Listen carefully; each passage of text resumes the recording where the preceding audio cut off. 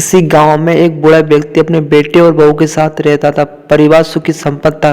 किसी तरीका की कोई परेशानी नहीं थी। बूढ़ा बाप जो किसी समय अच्छा खासा नौजवान था, आज बुढ़ापे से वो हार गया था। चलते समय लड़खड़ाता तथा लाठी की जरूरत पड़ने लगी। चेहरा झुर्रियों से भर चुका था। बस अपना जीवन किसी तरह व्यतीत कर रहा था। घर में एक चीज अच्छी थी कि शाम को खाना खाते समय पूरा परिवार एक साथ टेबल पर बैठकर खाना खाता था। एक दिन ऐसे ही शाम को जब सारे लोग खाना खाने बैठे, बेटा ऑफिस से आया था। भूख ज़्यादा थी सो जल्दी में खाना खाने बैठ गए और साथ में बहू और एक बेटा भी खाने लगा। बूढ़े हाथ जैसे ही थाली उठाने को हुए, थाली हाथ से झटक गई।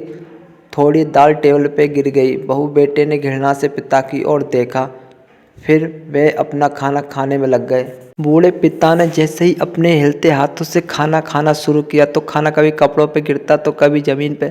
बहू ने चिढ़ते हुए कहा, हे राम, कितनी गंदी तरीका से खाते हैं। मन करता है कि इनकी थाली किसी अलग कोने में लगवा देते हैं।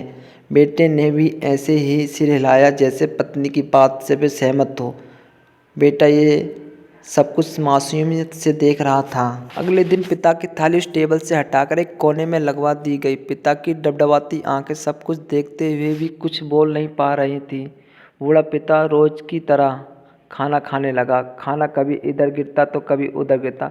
छोटा बच्चा अपना खाना छोड़कर लगातार अपने दादाजी की तरफ देख रहा था।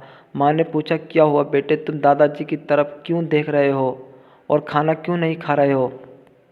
बच्चा बड़ी मासूमियत से बोला, माँ, मैं सीख रहा हूँ कि बुजुर्गों के साथ कैसा व्यवहार करना चाहिए। जब मैं बड़ा हो जाऊँगा और आप दो बूढ़े हो जाओगे तो मैं भी आपको इसी तरह कोने में खाना खिलाया करूँगा। बच्चे के मुंह से ऐसा सुनते ही बेटे और बहू दोनों कांप उठे।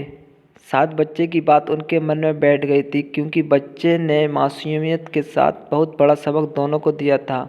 बेटे ने जल्दी से आगे बढ़कर पिता को उठाया और वापस टेबल पर खाने के लिए बिठाया, और बहू भी भागकर पानी का गिलास लेकर आई कि पिताजी को कोई तकलीफ ना